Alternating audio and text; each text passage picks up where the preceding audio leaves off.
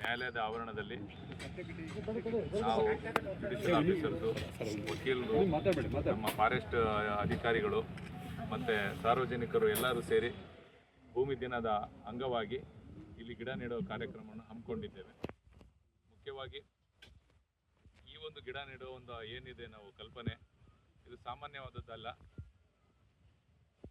ಇದು ಒಂದು ವಿಶೇಷವಾದಂತಹ ಒಂದು ರೀತಿಯಲ್ಲಿ, ಯಾಕೆಂದರೆ ಈ ಪರಿಸರದಲ್ಲಿ ಜೈವಿಕವಾಗಿ ವಿವಿಧತೆಯನ್ನು ನಾವು ಕಳ್ಕೊತಾ ಇದ್ದೀವಿ. ಕೇವಲ ಬೆಳೆಗೋಸ್ಕರನೇ ಒಂದೇ ರೀತಿಯಾದಂಥ ಗಿಡಗಳನ್ನ ಬೆಳೆದು ಪರಿಸರಕ್ಕೆ ಅಗತ್ಯವಾದಂತಹ ಜೈವಿಕ ವೈವಿಧ್ಯತೆಯನ್ನು ಇಲ್ದಂಗೆ ಮಾಡ್ತಾ ಇದ್ದೀವಿ. ಆ ಒಂದು ಜೈವಿಕ ವೈವಿಧ್ಯತೆಯನ್ನು ಬೆಳೆಸೋಕ್ಕೋಸ್ಕರನೇ ಈ ಮಿಯಾವಾಕಿ ಅನ್ನೋ ಒಂದು ಕಾನ್ಸೆಪ್ಟು, ಅಂದರೆ ಗಿಡಗಳನ್ನು ಒತ್ತೊತ್ತಾಗಿ, ಅದರಲ್ಲೂ ಸ್ಪೆಷಲಾಗಿ ಯಾವುದು ಹಣ್ಣು ಹೂವು ಕಾಯಿ ಬಿಡುವಂಥವು ಇರ್ತವೆ, ಅವು ಪಕ್ಷಿ ಪ್ರಾಣಿಗಳಿಗೆ ಅನುಕೂಲ ಮಾಡಿಕೊಟ್ಟು ಅವು ಬಂದು ಇಲ್ಲಿ ವಾಸ ಮಾಡಿ ಜೈವಿಕ ವೈವಿಧ್ಯತೆಯನ್ನು ಇನ್ನೂ ಉತ್ತಮಗೊಳಿಸುವ ರೀತಿಯಲ್ಲಿ ಸಹಾಯ ಆಗಲಿ ಅನ್ನೋ ಕಾರಣಕ್ಕಾಗಿ ಈ ಒಂದು ಮಿಯಾವಾಕಿ ಕಾನ್ಸೆಪ್ಟ್ ಅಡಿಯಲ್ಲಿ ನಾವು ಒತ್ತೊತ್ತಾಗಿ ಗಿಡಗಳನ್ನ ಈ ಆವರಣದಲ್ಲಿ ಬೆಳೆಸ್ತಾ ಇದ್ದೀವಿ.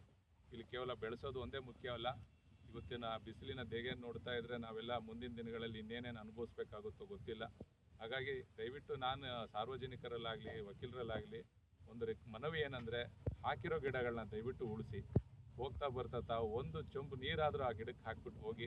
ಆ ಗಿಡಗಳನ್ನ ಅಟ್ಲೀಸ್ಟ್ ಒಂದು 2 ವರ್ಷ ನೀವು ಕಾಪಾಡಿದ್ರೆ ಅದು ತದನಂತರ ನಮ್ಮನ್ನು ನಾವು ರಕ್ಷಿಸ್ಕೊತವೆ. ನಮ್ಮ ಮಕ್ಕಳು ಮರಿ ಅಥವಾ ನಾವು ಸಾಕಿರೋ ಪ್ರಾಣಿ ಆಗಿರ್ಬೋದು, ಅಥವಾ ಪರಿಸರದಲ್ಲಿರೋ ಪಕ್ಷಿಗಳಾಗಿರ್ಬೋದು ಅಥವಾ ಪ್ರಾಣಿಗಳಾಗಿರ್ಬೋದು, ಅವಕ್ಕೆ ಆಹಾರನ ಒದಗಿಸ್ಕೊಡ್ತವೆ ಅಂತ ನಾನು ಹೇಳ್ತಾ ನನ್ನ ಮಾತು ಮುಗಿಸ್ತೀನಿ. ಫೈನಲ್ ಆಗಿ ದಯವಿಟ್ಟು ಪ್ಲಾಸ್ಟಿಕ್ ಬಳಕೆಯನ್ನು ಆದಷ್ಟು ಕಡಿಮೆ ಮಾಡಿ ಅಥವಾ ನಿಷೇಧ ಮಾಡಿ ಪರಿಸರಕ್ಕೆ ಅನುಕೂಲ ಮಾಡಿಕೊಡಿ. Thank you.